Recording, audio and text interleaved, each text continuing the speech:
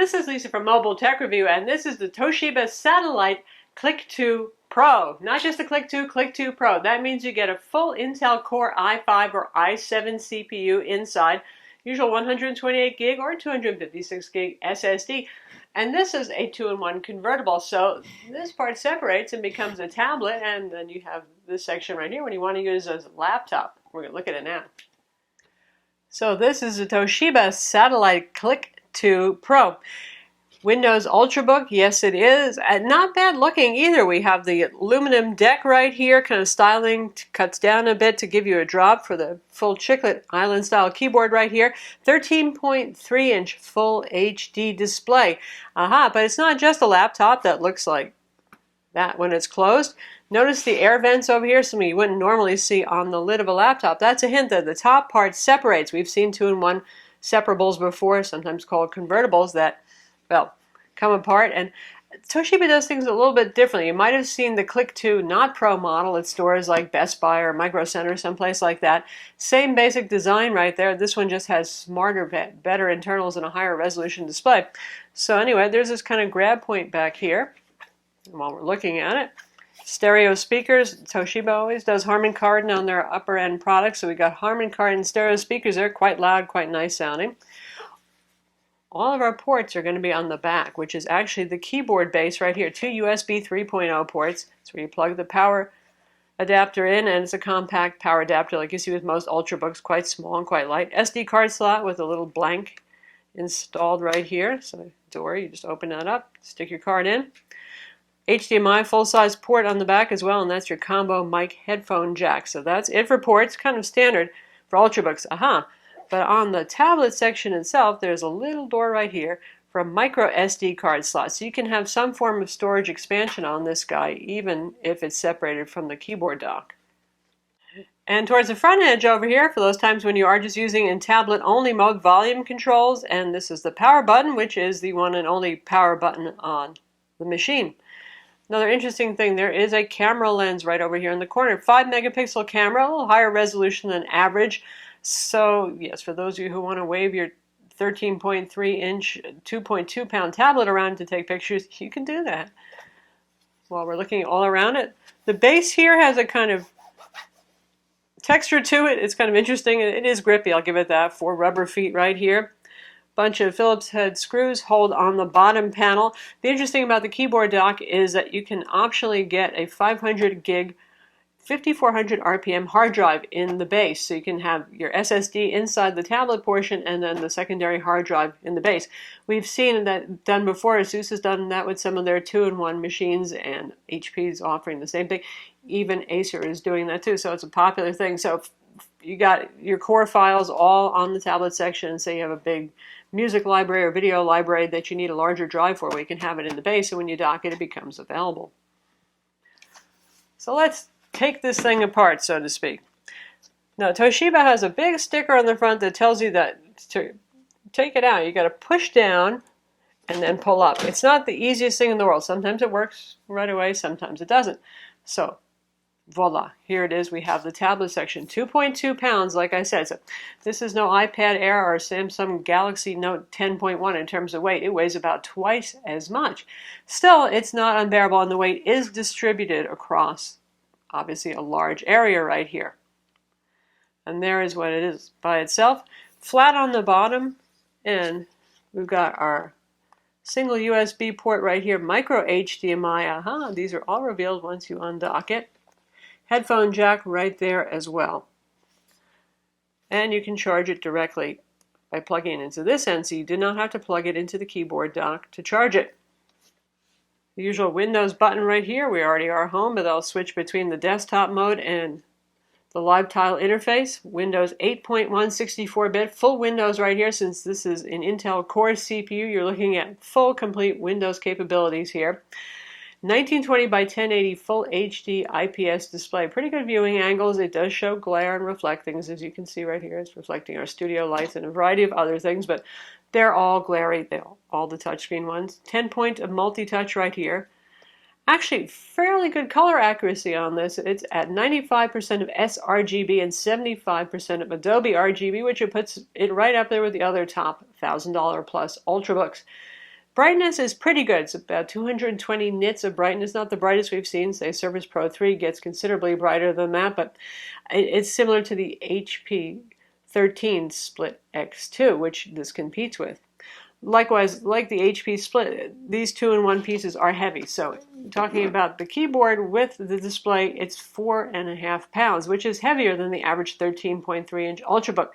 Still, that's the price you're paying right now for the 2-in-1 convertibles, because the entire computer is actually in this section right here. Your RAM is in here, your SSD drive, your CPU, your fan, it's all in here. So this can't get all that light. That's why this is 2.5 pounds. Now, to make a keyboard dock that is balanced, is obviously going to have to weigh about as much, if not a little bit more. And this is a pretty hefty piece. It feels like quality. You get the nice metal lid on the keyboard deck area. Large trackpad. Not my favorite trackpad, though. This is made by Elan. Their trackpads are usually a little, multi-touch gestures sometimes get a little wonky. It's not the worst that I've experienced, though. Keyboard is nice and large, well spaced, obviously a chiclet style keyboard or island style keyboard, whatever you want to call it. Not too slippery on the keycaps here, a little on the slick side. Now the only complaint that some folks might have is there's not a whole lot of key travel, and that means when we turn it sideways and we do this, there's some key movement. Now the nice thing is it's very tactile. You can hear the clicking. It's not clattery, cheap kind of thing. The keys are nice and damp, so I don't mind typing on that much, but for those of you who like a whole lot of deep key travel, you might prefer a Lenovo keyboard to this one. The docking mechanism, well, the hinge itself is pretty firm. This little piece right in the front right here, this is a little bit, well, you can bend it a little bit, you know, not the end of the world right there, but other than that, it's pretty firm. We got these two big ears right here, and this is where the whole data connection happens. And to put it back in is a lot easier than taking it out, where sometimes you have to try that bouncing up and down a couple of times to make sure you disengage both hinges. To get it back, you just push it in, it clicks. You get a little prompt on the screen that says docking station was connected. It makes a little sound. And the connection has been solid for us. No problems with you pick it up, you move it around, and it starts making noises and connecting, disconnecting. It all just works, which is the way that it should be. Good times. The keyboard, by the way, is LED backlit. Very nice and even whitish backlighting there. That's another nice point about the laptop. And anything that costs as much as this does should really have a backlit keyboard. So how much does this cost? Well, this is a configuration that you can get at Best Buy. Right now, it's not on Toshiba's website. Some other retailers may have it. This has the Core i7-4510U. That's an Ultrabook CPU, full voltage, not the Y series CPU that are used in some other 2-in-1 convertibles. So you get more horsepower here, the same as you would in an Ultrabook. Core i7 at that, dual core. All the Ultrabook CPUs are dual core, not quad core. Has 8 gigs of RAM inside, 128 gig SSD. There is no hard drive in the dock. That is $1,049. Now, if you go up to $1,299, you can get it with the same Core i7, 8 gigs of RAM, a 256 gig SSD, and the 500 gig hard drive in the base. For those of you who like the design and you like the Toshiba brand, but you don't want to spend that much money, there is one with an Intel Pentium CPU. So not nearly as much horsepower, but if you're not a heavy lifter, you're just doing email, web, office, that sort of thing, it's certainly adequate. And that one's around $550. And that one has 4 gigs of RAM and 128 gig SSD, no drive in the dock as well. So that one is called just the Click 2, as opposed to this one, which is the Click 2 Pro. Now, those of you who have been using Toshiba laptops, this is not a surprise to you. Those of you who don't might find this slightly annoying, or you might actually love it. But on the side here, and they have, well, it's nice that they have page up, page down keys, got a home, got an end key, but what they do is they put them all over here on the far right side, and your delete key is over here as well. So for those of you who tend to overreach on the enter key, you may be hitting page down by enter. Not the end of the world, but for some people I know it makes a difference, so worth pointing out. We do have our normal cluster of arrow keys here, and otherwise the keyboard has a perfectly normal layout with the usual FN row up top that by default does multimedia controls for your volume, your screen brightness, all that sort of thing.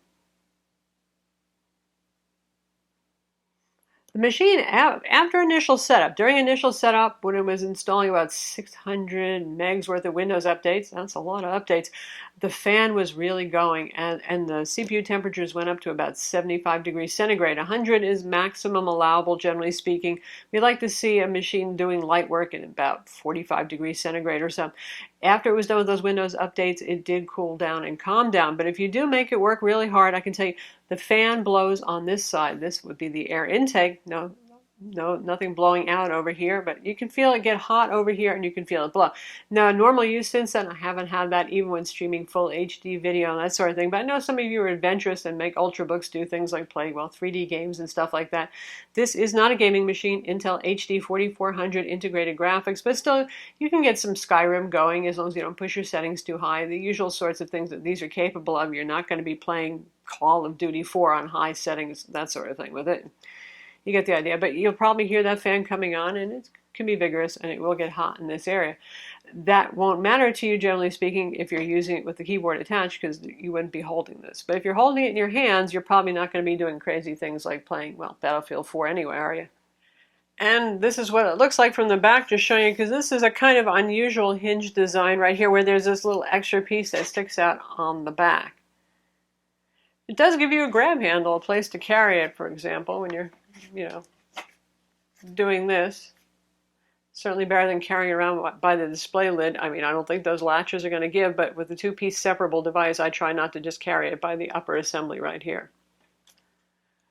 On our 128 gig SSD, we had just under 90 gigs free. Of course, there's a recovery partition on here. That's pretty standard these days, and Toshiba has their own version of bloat.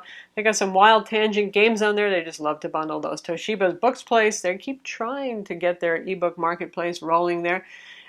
Most of these Windows Live Tile apps take up very little space, like Netflix, for example, and I think a lot of you probably enjoy that. We've got Kindle on board right here. Zinio, I mean, a tablet is actually a very good platform, especially a full HD one for magazines, if you're into that. They also have shortcuts to Google Drive right here. You see Microsoft Office. That's just the starter edition for those of you who have not tried out Microsoft Office 2013 yet, or 365. Otherwise, at the end of your trial period, you're going to have to supply your own copy of Office, be it the subscription model for Office 365 or one that you have on DVDs. We've got Toshiba's own media player here, a couple of other things. Anything you don't want, you can uninstall, and they put a whole lot of shortcuts to those things down here as well, as you can see. They also have Power DVD 12 installed, which is interesting because there is no optical drive on this model. Most Ultrabooks and certainly 2-in-1 convertibles do not have optical drives. If you do need a DVD, CD, or Blu-ray drive, you can use an external USB one. Other features include Intel dual-band wireless. That's the 7260 AC wireless, nice, with Bluetooth 4.0 as well. In terms of CPU options, you can also get this with a Core i5. If you look around, though, I haven't seen it in any stores, so pretty much I think it's going to be the Core i7 for most of you, but I don't think you're going to mind getting the Core i7, especially given that it's not a very high price delta for that Core i7. Like I said, $1049 for this, that's perfectly reasonable pricing. In terms of performance and benchmarks, PC Mark 7, it scored 4982, which is just where we would expect a machine with an SSD and a ULV Core i7 CPU to sit. W Prime, it computed Pi in 19.3 seconds, again, par for the course, good score. Geekbench 3, 3089 for the single core, 5849 for the multi-core test. So, all in all, pleasing full HD display there. Decently bright, not wildly bright, but pretty good color accuracy. Also, the Delta E on this, the factory calibration is actually pretty good, which is nice on this. Backlit keyboard, optional secondary storage inside of here. If you're adventurous, I'm sure you could open this up and put your own 2.5-inch hard drive inside. Not bad. It is on the heavy side. A lot of these 2-in-1 13.3-inch Windows 8 convertibles are. The other thing is battery life. Battery life is not the most impressive thing here. It's a 3-cell battery, 41 watt-hour, which isn't too bad a capacity. We found that with brightness set to 50% that it averaged about 5.5 hours on a charge. Usually 6.5, 6, at least for an Ultrabook, is what we expect. So that Core i7 is taking its toll there. It's not super duper. For those of you who have to be away from the AC outlet all day, that's probably going to be a problem. For those of you who you're a class and you can plug it in every so often, obviously then it could possibly work out. But then we do give it a ding for the battery life just being so-so on this. And as usual, a And how about the speakers? They are indeed pretty loud. I have to shout over them. Right now our volume is at about 80%. This is our Surface Pro 3 review, and we're streaming it at full HD. It looks good. Cheap, but you can do it. Now there's also another Core i5 model available with 8 gigs of RAM. Especially considering the speakers are actually firing away from us towards the back. Very good sound here. Toshiba and Harman Kardon, well, they do a good job together. Other than that, it keeps up well with the competition. And we look forward to when they figure out how to make these separables still powerful, still light, but lighter. So that's the Toshiba Satellite Click 2 Pro. It's available now, and again, you can find it at places like Best Buy in a couple of different configurations. And there are several 2-in-1 separables on the market, that turn into a tablet if you want to, and they're all a little heavy, just like this guy is, and you can get them with either Y series or full Intel Core CPUs, like I said, and not bad from Toshiba, and they're showing some definite improvements there. I'm Lisa from Mobile Tech Review. Be sure to visit our website for the full written review, and don't forget to hit that like button.